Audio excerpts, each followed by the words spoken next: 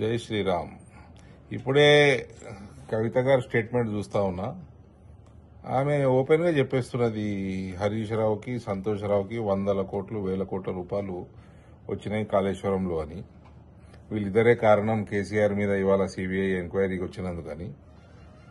ఆమె కుటుంబ సభ్యురాలు, ముఖ్యమంత్రి గారి కూతురు, వర్కింగ్ ప్రెసిడెంట్ గారి చెల్లెలు, ఆనాటి ఇరిగేషన్ మినిస్టర్ గారి కజను.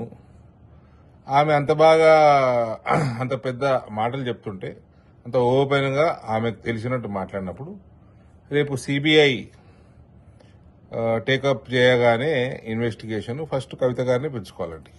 ఫస్ట్ కవిత గారిని పిలుచుకుంటే ఈజీ అయిపోతుంది, టాస్క్ ఈజీ అవుతుంది. రెండో విషయము, కవిత గారు ఎట్లా ఆల్కహాల్ స్కామ్ల, ఢిల్లీ లిక్కర్ స్కామ్లో తిరుగుతూ ఉంటారు కదా, టికెట్ వేస్ట్ కాకుండా అదే టైంలో ఇది కూడా అడిగితే పోతుంది. రెండు కలిపి పిలిస్తే సరిపోతుంది. అసలైన తొలి వెలుగు. ఫాలో వాట్సాప్ @తొలి వెలుగు official.